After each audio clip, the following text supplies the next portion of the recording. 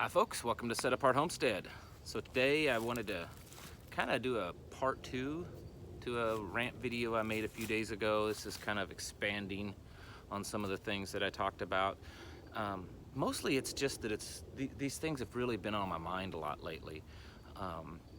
And just kind of want to share some thoughts with you guys and maybe kind of encourage you, kind of get the fire going. I know a lot of you already have it. A lot of you already get it and are aware of what's going on, but maybe kind of, encourage you along to keep focused and stay aware of what's going on out there, at least some of it. It's probably impossible to stay aware of everything that's going on.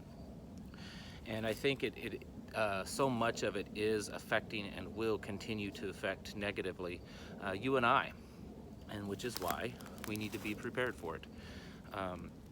We've got this grand solar minimum that I mentioned. I think it was my previous video.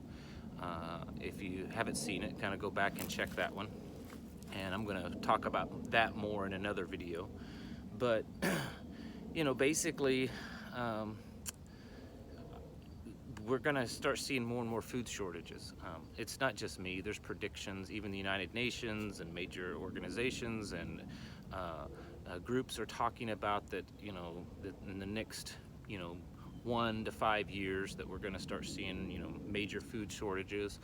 There's even predictions that with the reduction of the amount of food that we can grow and the continual increase in the population that we could run out of food for the whole planet. Not have enough food produced for the whole planet within 5 to 10 years. And so these, while they might seem a little crazy to some people, I don't think they are if you really start looking at the numbers and start doing the research and what's going on. The lack of heat and the cooling, the lack of the necessary sunlight that we're going to need because of this grand solar minimum that's happening. It's going to be difficult to grow enough food to sustain us. For most of you in the United States, you're probably going to need pretty good sized greenhouses to grow enough food. Unless you're, deep in the southwest areas, something like that, but then you got to, deal with water. Are you going to be able to have access to enough water to produce enough food? So, that's one big thing. And then if you look at the whole political realm, and I know it's a joke, politics is just an absolute joke. And they're, both sides of the aisle are just as destructive and lying as the other. But I think it's getting to a very hostile level between the two major parties in this upcoming election that we're going to have next year. It's I think we're getting to a point that we're going to start seeing some major changes, big changes, not necessarily good. I think we're seeing two political parties and people that are, diehard supporters of their parties, going from just being vocally supportive to being physically, to where they're willing to become physical to support their party and their position. So there's always the potential chance for more violence. We've already seen some, but it's going to get worse, I believe. We've got a president that's him and his followers are going to, and supporters are going to do everything they can to stay in office, and they should. And then we've got the other side that's probably going to do just about everything they can to get him out of office, and not always just the legal ways either. So there's that. The state of global affairs is quite scary. There's a lot of countries that are starting to really struggle, and civil wars are on the edge of starting within some of these countries. We've got countries like Russia and China that are continually becoming more hostile towards us. We've got Europe that was always an ally and for the most part still is, but they've lost a lot of their backbone. So if something did happen, the odds of having them to help us out are getting less and less. The Middle East situation is never good, and it never will be. And then the economy, we're spending money like it's just free, like we can print it. Well, we do. That's what we do with the money. We just add more zeros and keep spending it. And this bubble that has been going on for a long time, that instead of allowing it to burst, we've been putting more and more band-aids on it, eventually is going to explode. And it's going to be way worse than if they'd let it blow 10, 15, 20, 30 years ago. Um, it's going to be devastating. All that added to the fact that the population of people, for the most part, especially the younger generation, and I'm not knocking you younger guys and gals, but for the most part are not mentally, psychologically, emotionally capable of handling a situation where they can't get everything on their phone and run down and get their fancy coffees and get their organics, this and that, from the little fancy stores. When that kind of stuff stops, even if it's not as bad as what you and I would expect, just stuff like that that stops, they're going to lose their mind, many of them. And so I have this gut feeling, and I'm not typically a pessimistic kind of guy, but I do believe that we're on the verge of, at least in the next few years, but I think in the next 12 to 18 months, of seeing some major changes that may not necessarily be on the level of apocalyptic, but I think they could be, kind of a bigger stepping stone to get us to that apocalyptic place. Catastrophic type stuff. I'm not going to say that it would begin, because I think it's already begun. I think we've already seen that over the last 5 years, at least, that the steps leading towards some type of apocalyptic happening has already begun. I think that it's just going to get bigger and bigger.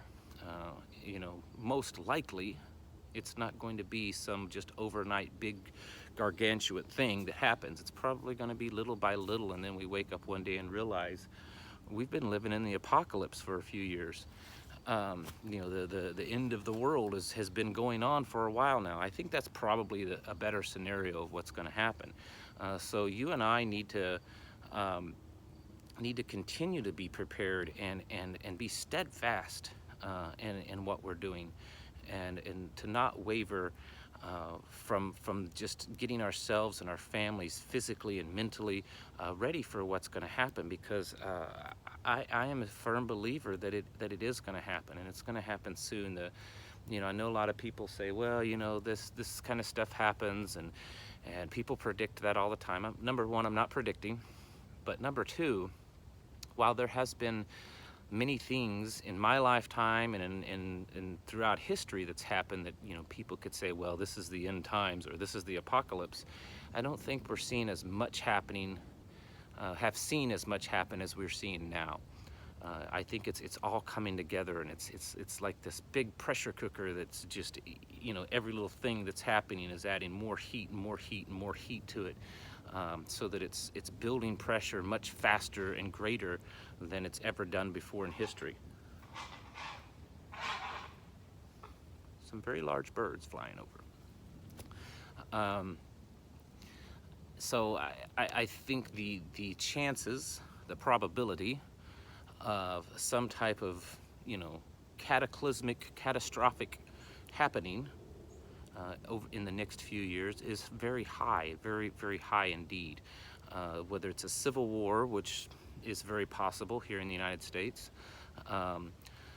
just absolute panic because of food shortages and unable to heat homes and unable to run electricity and things like that. Though that's something that could happen.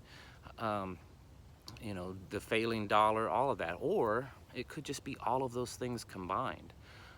And so that is something that we need to be prepared for. I have probably some of the best viewers on YouTube. I love you guys and gals. You're so informative. You teach me. You make comments and send me emails, and I learn from you. So I'm very gracious to have the viewership that I do, because you guys know this stuff already. So a lot of times I feel like I'm not really teaching you anything. It's more that I'm encouraging you and helping be a voice for you as much as I can with what I'm doing on here. So continue to teach your children, continue to get yourselves prepared, get your homes prepared. I think we're getting down to crunch time. I think we've been there already, but certainly we're here now, that we need to start, on a regular basis, going over our plans, talking to our families, our wives, our husbands, our children, checking things to make sure that the things are ready, and kicking it up to gear of adding to our supplies. Some of you might be better off to, instead of going on vacation this year, of taking that time and doing things around the house and learning things, and then taking that money and increasing your preparedness supplies.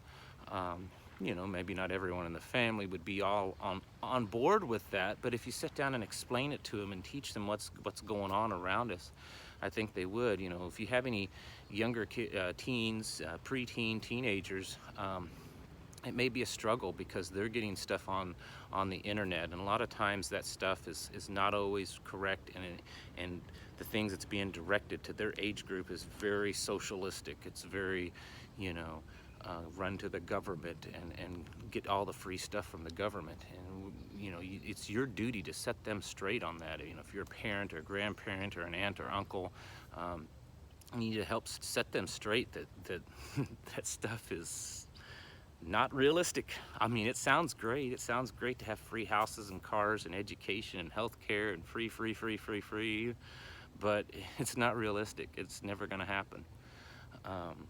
And explain to them what is going to happen and what is happening, because I believe that it's going to be much more catastrophic than it's ever been before. Humanity has this cycle of going through kind of apocalyptic type things where whether it's financial or epidemic or governments or whatever that crash, and kind of civilization in a way kind of gets set back a little bit and they have to rebuild.